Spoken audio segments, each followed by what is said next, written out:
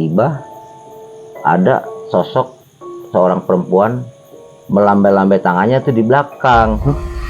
Stop, saya jalan terus, mobil kecepatan cuma 80 terus saya jalan, nggak lama-lama tiba-tiba tuh perempuan lompat, dihantam lah sama mobil trailer yang bawa mobil, kepalanya kebentur trotoar. Nah itu anaknya yang pertama itu manggil ayah itu nggak nangis sampai saya ngeluarkan air mata. Sedih gitu, ngeliat anak tuh, ngeliat bapaknya dibangunin nggak mau bangun gitu. Pas pulang balik lagi situ, muter, saya udah keluar nih, udah jauh nih, muter lagi ke situ 3 kali.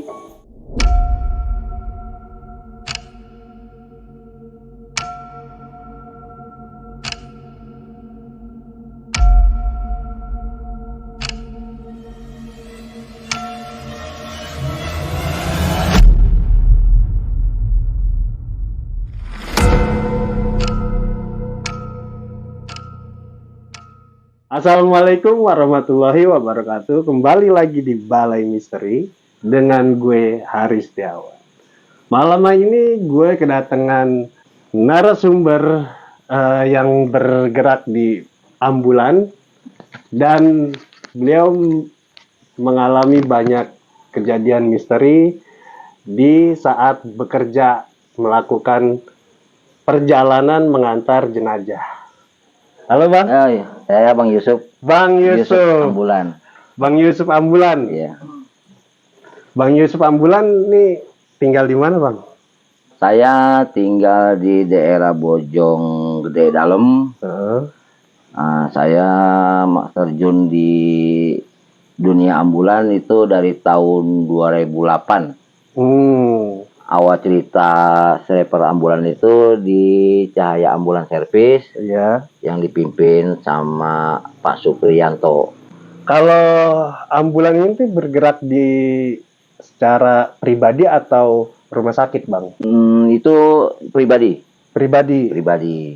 Punya yayasan dong berarti? Iya, punya yayasan, betul. Ada persatuannya Bang kalau di ambulan itu? Kalau untuk persatuan itu kita jadinya punya organisasi. Organisasi? Iya, dia per orang. Apa namanya organisasinya? Itu pertama awal kita diriin organisasi itu jadi ketua DPW itu dari PPAI, Persaudaraan Pengemudi Ambulan Indonesia. Pecah. Jadi sekarang jadi ALBI. Ambulan Lalang Buana Indonesia. Kalau untuk organisasi itu tuh buat ambulan sendiri ada berapa tuh Bang kalau di Indonesia? Kalau buat untuk ambulan sendiri itu kita terhitung dari per anggota. Kalau anggota punya ambulan ya itu akan dihitung gitu. Oh jadi anggota itu harus masuk ke ALBI dulu? Iya. Gitu baru, ya? Iya. Dia punya ambulan, baru dia punya ambulan untuk ALBI, jadi sosial gitu. Tapi kalau di bidang buat di yayasan itu kita cukup lama, dari tahun 2008 di Yayasan Cahaya Ambulan Servis. Awalnya sih takut itu, nah bener nggak sih nih apa yang supir ambulan yang bilang yang udah pernah gitu. Oh gitu. Ternyata saya bilang nggak percaya, tapi saya sendiri merasakan kenyataan jadinya gitu. Oke Bang, kita tahan dulu nih sampai sini. Oke. Ya. Sebelum kita masuk ke cerita Bang Yusuf, jangan lupa nih subscribe, like, dan komen channel Balai Misteri agar gue tetap semangat untuk menyajikan cerita horor yang lainnya. Dan yang sudah subscribe channel ini, semoga dilancarkan rezekinya dan dimudahkan segala urusan-urusannya. Oke, nggak usah berlama-lama lagi, kita masuk ke Kupas Misteri.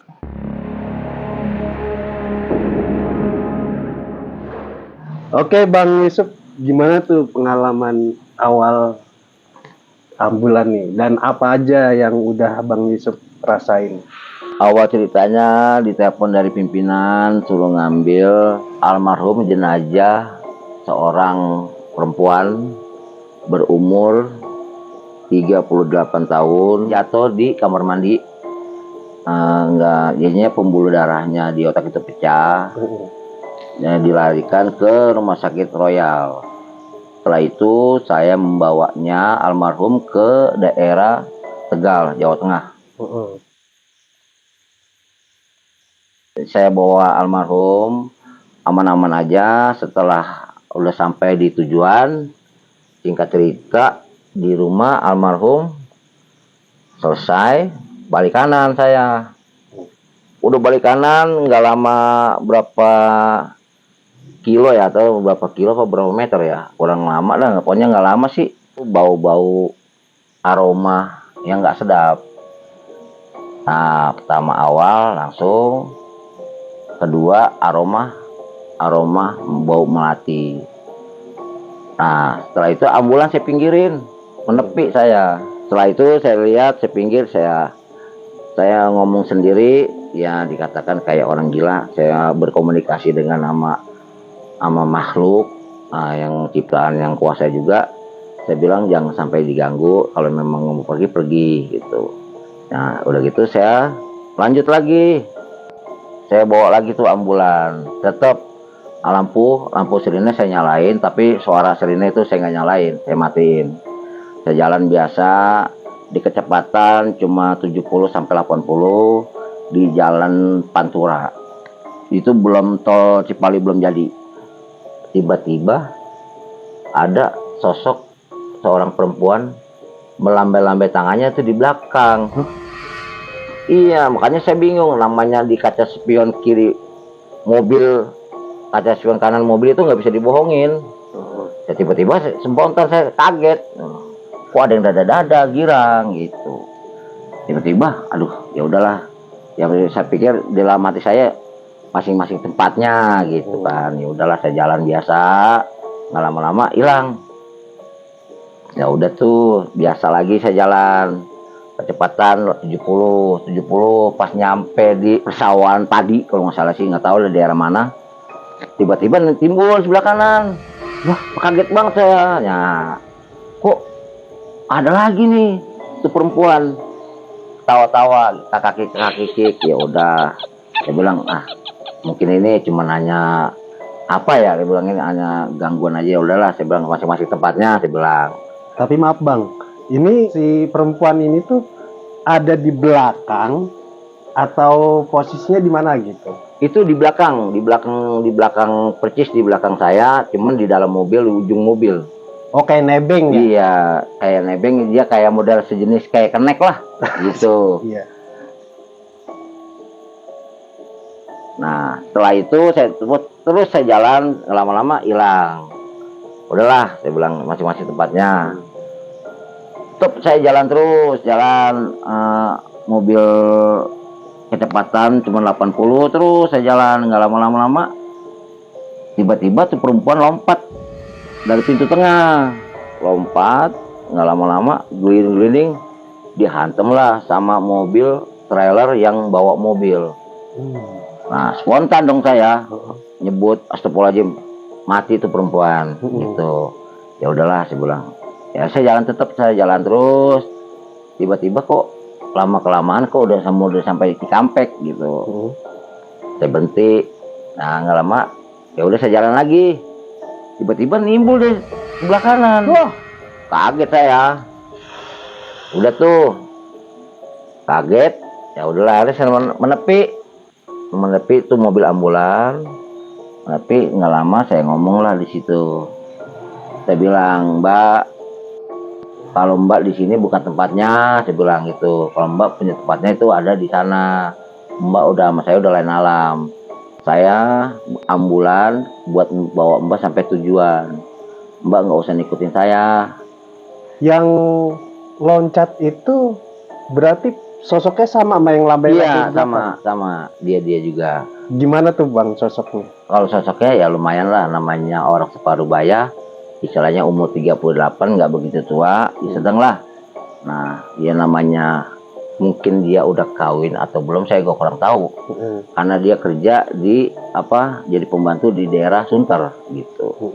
Makanya saya nggak tahu latar belakang dia seperti apa sih, gue kurang tahu. Yang penting saya bawa almarhum sampai tujuan selesai. Gitu. Pas sudah gitu, ya udah saya ngomong sekata dua kata untuk mbaknya itu almarhum, ya saya bacain Al-Fatihah. Ternyata di dalam unit ambulan itu aroma melati. Langsung pergi begitu aja, ya udah berarti kan sudah tenang, sudah aman. Nah langsung saya melaju lagi, melaju terus sampai keluar tol Cikampek. Tiba-tiba sampai di daerah Cibitung, saya ditelepon dengan pimpinan, bawa lagi, dapat ambil jenazah di rumah sakit Darmais. Tuh, itu dia seorang bapak-bapak berasal dari Garut. Dia seorang kapiten laut. Oh, kapten laut. Nah, kapten laut. Tiba-tiba dia punya sakit kanker, kalau nggak kanker apa tumor itu kurang paham juga. Ya, habis semuanya badannya, kurus. Tadi kata anaknya, bapak ini sempat mengalami gemuk gitu, badannya sterek. Meninggal lah di rumah sakit Darmais. Nah, saya ditelepon suruh ngambil bapak itu ke Garut di ruangan jenazah. Perjalanan aman, nggak ada kendala. Pas tiba-tiba nyampe tol Bekasi Barat, itu mobil udah terasa berat. Nah, di dalam mobil itu ada keluarga nggak? Ada satu, ada anaknya, dia seorang perawat juga di rumah sakit RCM. Beliau juga mengatakan untuk membacain bapaknya Al-Fatihah sampai tujuan, ayat kursi, ayat asinan buat bapaknya. Ternyata perjalanan demi perjalanan bawa dia ada kendala sedikit. Awalnya berat, tiba-tiba kok mobil nggak bisa kecepatan 80, nggak bisa. Itu kaget tuh saya, kok nggak bisa sampai 120, nggak bisa. Cuman bisa-bisanya kecepatan itu 40 sampai 50 km. Nah di situ kaget tuh pas sampai dari Bekasi Barat sampai ke Bekasi Timur. Ya udah tuh saya nggak kaget, biasalah. Saya bilang udah, saya ikutin mau nyal gimana. Pas saya mau nyalip kok mobil truk nggak bisa tuh awalnya, karena kecepatannya cuma 50-40. Nah iya, saya mau nyalip nggak bisa. Iya. Kok belok ke kiri, nyalip ke kiri nggak bisa, kok kunci setir. Kok kunci. Waduh, gimana ya? Udah saya ikutin tuh mobil truk kalau nggak salah truknya truk tanah gitu. Udah kalau nggak dump truck gitu namanya. Lama dong. Ya, lama, makanya saya ikutin aja tuh. Nah lama-lama truk itu melaju cepat nih. Nah saya nggak bisa cepat. Kecepatan itu dari 40, 50 km, 40, 50 km. Akhirnya saya ambil tuh kecepatan tinggi, buang ke kanan. Cuma nggak bisa juga buang kanan, dikunci juga. Terpaksa lah saya jalan kayak truk tuh. Terus nyampe daerah Cibitung, terus Bekasi, terus nyampe Cikarang. Nah nyampe Cikarang terus udah tuh keluar tuh, nyampe Kerawang. Nggak bisa cepet, di pinggir aja, di tengah nggak mau, di jalur satu nggak mau, maunya di jalur truk aja. Udah kecepatan 40-50, kecepatan 50, masuklah tuh saya Cipularang. Cepet, istilahnya kita mau ngambil ke kanan tetap nggak bisa, turunan juga nggak bisa cepet. Akhirnya ngambil ke kiri aja, kayak truk aja lah. Saya ikutin. Nah, saya ikutin lah, tapi kok kecepatan 40 sampai 50 km kok tiba-tiba udah sampai kok di daerah Cileunyi. Itu berapa jam, Pak? Nah, kalau kita berangkat dari Darmais itu kita keluarin jenazah ya malam nyampe sana ya malam-malam banget sih, kira-kira jam 2-an gitu. Anaknya almarhum bilang,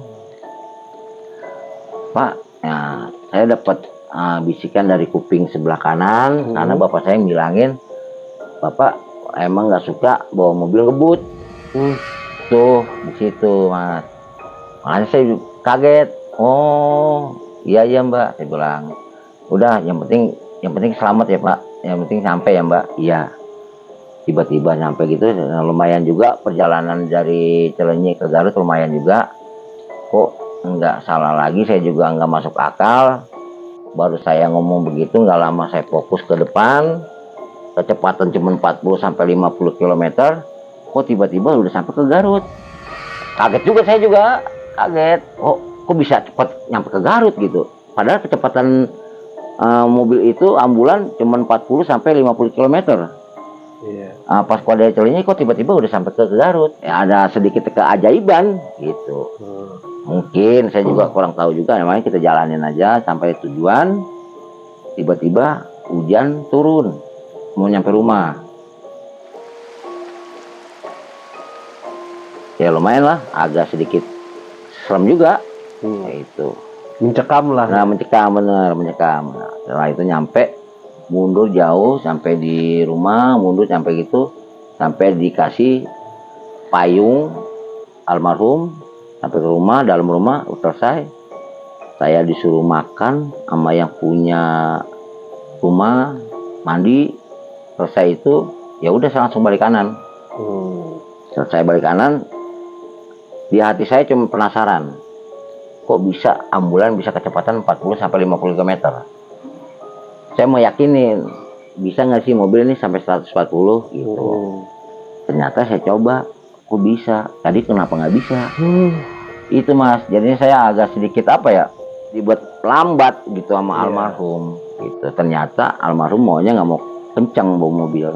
Tapi walaupun speed lambat, cuman cepet. Nah itu yang saya jadi buat pikiran itu, kenapa kok bisa cepet itu gitu nyampe. Padahal baru lewat tol Cilenyi nggak lama berapa meter, kecepatan 40 km sampai 50, kok udah sampai Garut. Iya. Tuh, sampai ngelewatin apa sih namanya, nagrek gitu kan. Nagrek parah tuh Bang. Itu makanya kok tiba-tiba udah sampai Garut. Kaget saya kan, udah sampai, habis mau kata apa ya, saya mundur bawa jenazah almarhum. Kalau saya udah di rumah sampai tujuan dengan selamat, ya sampai pamit sama almarhum, sama keluarga almarhum semua. Ternyata usutnya diusut-usut, anak ini cerita dia bapaknya balik lagi sama ibunya, dulu udah lama tinggal di Kalimantan begitu. Ya jadinya dia punya sakit, katanya langsung dioper ke Darmais. Dari sana udah dioper karena udah nggak kuat, kondisinya udah payah. Lama kelamaan surut, ya akhirnya meninggal. Ya harus balik ke Garut, asalnya ke Garut, pulang ke Garut. Nah disitulah meyakinkan bahwa apa yang saya bawa ambulan itu nyatanya seperti itu. Bukannya mitos, itu fakta gitu. Tapi ada nggak Bang, saat perjalanan tuh kayak si almarhum itu menyampaikan sesuatu di Abang langsung? Kalau menyampaikan sih enggak, cuman hanya syarat. Syaratnya itu dia minta tolong Pak, tolong saya dong Pak gitu. Ada suara tapi nggak ada wujud gitu. Suara. Terus saya diamin, lama kelamaan lemari ada yang ngetok. Bersih lah di dalam belakang itu, lemarinya ketok karena kaca. Banyak sih kejanggalan di supir ambulan itu banyak. Bukan satu atau dua. Itu sering berkali-kali. Ada salah satu anak muda, dia kena kecelakaan di area. Kepalanya kebentur trotoar. Nah, itu tapi karena dia berhubung orang baik, nah pulangnya ke Sukabumi di daerah Pasar Cikotok. Pasar Cikotok berarti lewat jalur Cibadak sini ya? Ya lewat ini sih, lewat ini tol Bogor. Iya, tol Bogor yang baru. Iya, itu belum ada. Oh, belum ada. Belum ada. Masing-masing kita lewat Ciawi. Oh, Ciawi. Yang jalur macet itu. Tapi alhamdulillah karena dia berhubung orang baik, karena dia perilakunya di dunia selama dia baik-baik aja, itu emang nggak ada hambatan satupun. Itu saya bawa udah kayak bawa mobil kayak bawa kapas. Enteng dong. Enteng, bener. Enteng banget. Karena dia perilakunya baik, udah nggak ada apa ya, udah nggak ada kayak nggak punya dosa lah. Itu saya kayaknya bawa mobil terbang. Saya juga nggak masuk akal keluar dari sana itu keluar jam setengah 12 malam. Kok udah sampai di mobil tempat dia almarhum sampai jam 12 lewat 10. Nggak masuk akal kan? Nah itu makanya saya juga bingung. Kalau tanya saya juga nggak tahu jawabnya bagaimana.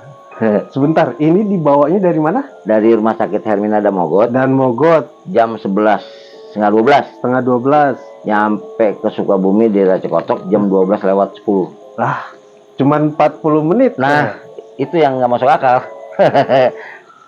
Orang-orang banyak saya cerita begitu, tapi dia nggak percaya. Itu yang saya alamin.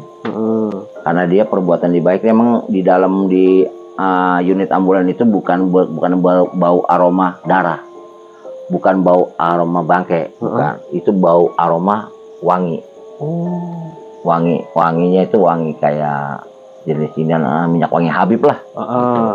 Karena dia perbuatan di baik, ternyata nyampe di sana disambut dengan baik. Nah, dia punya istri, anak baru 3 bulan, yang satu baru apa ya, belum ada setahun lah, udah baru 7 bulan kalau nggak salah.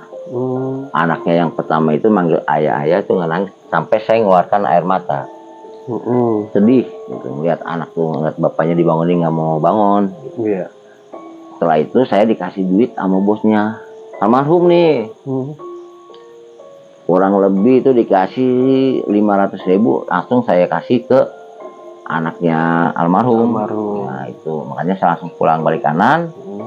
Ya dengan dari perginya selamat, pulang selamat, nggak ada kendala satu apapun, ya aman-aman aja gitu. Perbedaannya ini Bang, antara orang baik sama orang yang nggak baik atau kurang baik lah gitu, itu ngerasain nggak Bang? Ada, ngerasain. Ada. Itu kayak contoh kita bukannya untuk mengatakan dia perbuatan nggak baik. Iya. Contohnya aja kayak model dari Dharma East, perjalanan 40 km sampai 50 km dari karena kemauan dia. Kalau yang dari Hermina itu anak muda, itu ya karena dia mungkin kelakuan dia selama dia masih hidup, dia selalu banyak berbuat baik, nolong orang. Itulah jadi buat untuk apa ya, cermin buat saya gitu. Benar, cerminan. Buat apa sih, cerminan buat saya lah kalau yang saya bawa-bawa yang kejadian-kejadian yang janggal-janggal gitu. Itu yang jadi buat diri saya pribadi gitu. Tapi ada tuh Bang yang kurang baiknya, orang-orang yang kurang baik lah gitu. Kalau yang orang-orang, kalau itu kan tadi baik tuh ya, baik, dia pelan karena emang bapaknya maunya. Iya betul ya. Betul. Terus kalau yang anak muda itu emang kenceng, ibaratnya cuma setengah jam doang gitu kan. Kelakuannya dia cepet tuh karena baik kan, pengen buru-buru dimakamin lah. Nah kalau yang kurang baik nih, ya kalau kurang baik itu contoh istilahnya kayak model saya bawa almarhum ibu siapa namanya ya. Saya bawa almarhum itu dari rumah sakit RSUI. Itu ke Magelang. Itu yang sini? Iya, yang di Depok. Nah, itu saya bawa ke Magelang sendiri, nggak ada apa sih namanya, nggak ada keluarga. Mungkin dia seorang janda, saya kurang paham. Anaknya dia nunggu di daerah Magelang di lampu merah keluar dari tol. Ada salah satu kaki dia naik ke dashboard kaca belakang. Itu jadinya yang saya berhenti di daerah Batang. Langsung saya berhenti, saya ikat itu kakinya pakai seat belt. Jadi belum dikafanin, Bang? Belum, itu telanjang bulat. Ya Allah, naik? Iya, kakinya naik ke atas, itu kelihatan itu, ini makanya kaget, sempet langsung saya saya nyalain lampu ruangan, langsung saya keluar. Ya udah saya ikat kakinya pakai seat belt. Bukannya kalau itu tuh ada kerandanya gitu, Bang? Itu kan kalau pakai keranda. Ini kan kita pakai apa? Stretcher. Ada sekop. Oh, stretcher itu cuman nggak pakai Iya, tutupan ya? nggak pakai. Makanya skop aja, dia skop itu sama spray, udah spray. Ditutup begitu aja. Nggak lama saya kaget, orang gelap, orang lampunya nggak ada nyala gitu kan. Karena kok bener gitu kakinya langkring. Ternyata bener, langkring itu di dashboard belakang. Udah akhirnya saya turunin kakinya ibu. Almarhum, saya ikat seat belt. Itu udah belum nggak dikasih ke baju, udah kasih apa itu keranjang bulat. Nyampe di sana dipindahin ya langsung dimandiin sama warga setempat, sama keluarganya. Saya kurang paham juga, ya udah akhirnya saya balik kanan. Sejarahnya ibu itu, Apanya? sejarahnya meninggalnya dia abang tahu nggak? Kalau sejarahnya dia meninggal, ya kata dari bosnya dia kepleset di kamar mandi. Oh, berarti sama kasusnya. Kasusnya sama di rumah sakit Royal. Iya. Nah itu pembantu juga iya, berarti. Iya, dia bersihin kamar mandi, cuma kepleset. Kalau ini dia mau masuk kamar mandi kepleset. Gitu. Oh, bedanya begitu Bedanya doang. itu doang itu. Ya kalau buat perilakunya dia saya kurang paham ya. Kendalanya seperti itulah. Supir ambulan itu kan bukannya robot gitu. Kita istirahat. Kadang-kadang aneh-aneh aja di dalam di area itu, area parkiran itu itu ada aja tuh. Ada bang? Ada. Kadang-kadang mobil nyala sendiri. Kadang-kadang nanya tuh orang-orang pada pinggir itu. Ya mungkin udah biasa ya namanya parkir gitu kan, namanya ada mobil nyala aja, ada orang ngeri ada orang gitu kan. Ternyata kan kunci sama saya gitu. Pasti dia ditanya sama salah satu supir pribadi, kurang tahu juga, saya juga ditanya tuh sama dia. Pak, itu mobilnya nyala aja pak, katanya gitu. Nggak bisa dimatiin pak. Hah? Kaget saya, sempat spontan kaget. Nyala mana pak? Mau orang mati, nyala pak no pak. Lampu nyala, lampu atas apa? Lampu sirinenya, trobonya nyala. Oh iya ya, saya bilang. Oh itu teman saya itu pak, saya bilang gitu. Teman saya lagi istirahat, saya bilang gitu. Oh ada orangnya pak? Iya, saya bilang ada orangnya. Makanya kalau saya bilang jujur, kalau saya jujur banget ya, ngerinya pada kabur, itu doang. Makanya kaget saya juga kaget. Bukannya dia doang yang kaget, saya juga kaget. Lah kok kaget? Oh benar saya bilang gitu. Ya udahlah saya bilang. Selesai ngopi, makan, selesai saya berangkat. Ya nggak pakai kontak lagi, udah masukin aja kontaknya, masukin udah nyala, udah jalan. Sama kayak model kejadian di Kuningan tuh, di mana tuh yang pernah ya? Singaparna. Singaparna itu seperti itu lah, sama kejadiannya. Oh. Banyak kejanggalan sih banyak. Pernah bawa itu lewatin tol Cipali gitu, lewatin Batu Gede gitu, mati itu, tiba-tiba mati mobil. Udah pernah. Itu mitos, itu benar-benar mitos, itu istilahnya benar-benar kenyataan, mati. Serius bang? Bener, anaknya marinir. Dia anggota TNI marinir, ibunya meninggal di rumah sakit AL di Bogor. Bawa ke Kuningan. Orang terusnya adanya dia ada di belakang baca Yasin. Bawalah tol Cipali itu kan, lumayan cepet saya tuh. Pas sampai tol Cipali ngelewatin Batu Gede, tiba-tiba mati total aja tuh. Mati total? Lah iya, mati total bener. Mati total, saya minggir, saya turun, tanya dong sama yang pakai baju loreng tuh, marinir. Kenapa pak? Ya kurang tahu pak saya. Ya saya pinggir aja dulu, biarin pak. Nanti gue hidup lagi. Oh gitu, iya pak. Bapak istirahat aja dulu pak, nggak apa-apa. Apa minum-minum gimana pak? Saya mau lihat dulu pak, ke belakang. Saya bilang, oh iya silakan pak. Nah diizinin saya. Saya keluarlah. Saya menepi ke belakang. Nggak lama saya kesel, saya tendang tuh ban mobil ambulannya. Ya udah akhirnya saya duduk di besi di pinggir jalan tuh ada besi. Nah saya ngerokok, ternyata rokok rasanya nggak enak, hambar. 2 kali ngerokok hambar. Nah 3 kali saya buang duit, nyabut duit 5.000.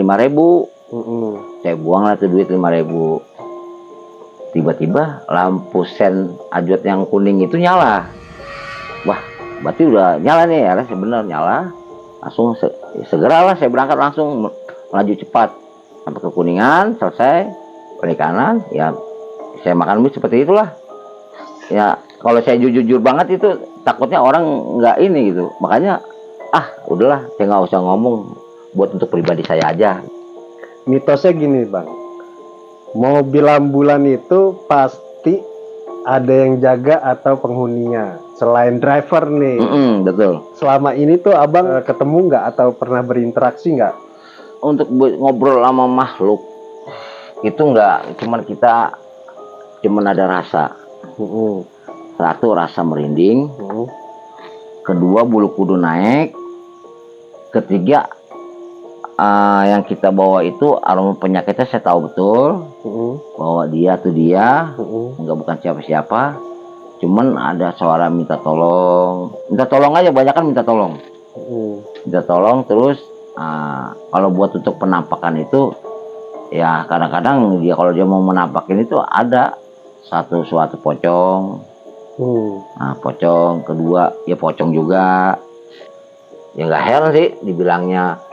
Kalau gitu ya namanya pocong kayak mana udah kelihatan betul gitu, namanya pocong kayak gitu. Iya ya, dia karena dia perbuatan selama di dunia dia mukanya hangus, ya berarti kena gemblengan dari di alam kuburnya gitu. Tergantung sama perbuatannya gitu mas. Iya gitu. benar. Kadang-kadang bau bangke, nah itu yang nggak bisa hilang, bau bangke lah. Bau bangke Namanya pocong itu, nama baru-baru itu kalau misalnya udah bau ya bau lah gitu. Kan tergantung sama perbuatan dia selama di dunia gitu. Makanya aduh banyak lah kejadian-kejadian yang janggal kayak gitu sih. Orang kerja di proyek, ketiban tiang listrik. Proyek kapan bang? Ya mungkin proyek jalanan gitulah, macam tiang listrik. Ketiban tiang listrik itu. Innalillahi. Masya Allah, makanya saya bingung. Gua pulang di Cilacap, karena udah di rumah sakit udah tidak kenceng, udah nggak kuat, meninggal lah. Kasih bawa lah itu ke Cilacap, kuburin segera malam.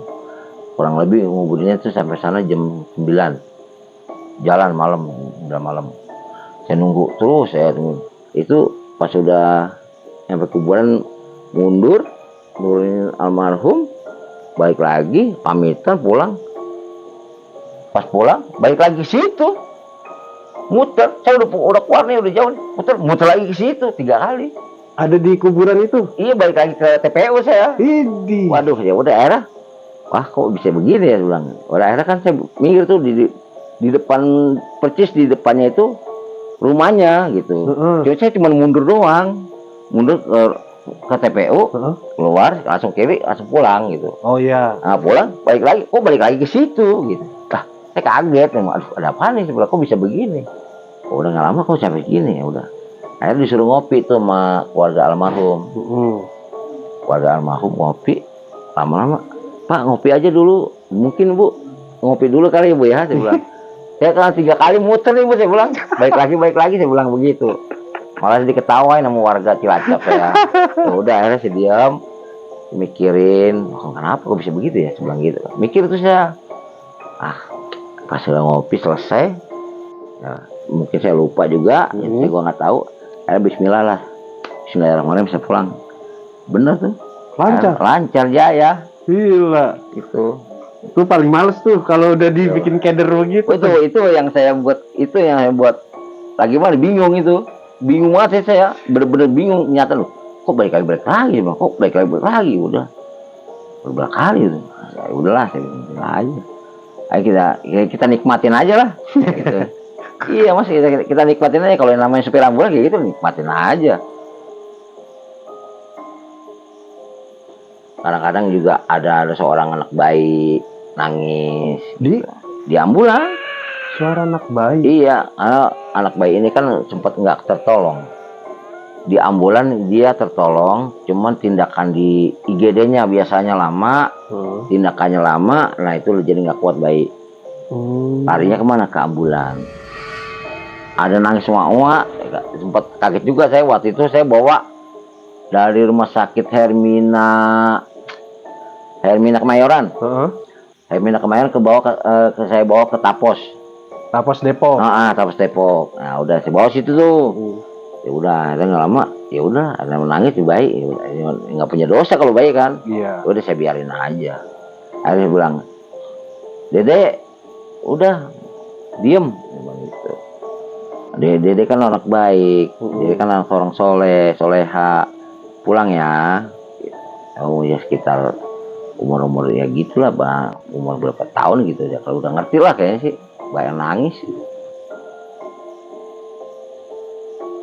Pernah ngalamin itu di daerah RTM belakang Taman Mini Square. Nah, seorang supir taksi Bluebird nggak diketahui, tiba-tiba udah seminggu nggak keluar-keluar, lalu tiba-tiba busuk.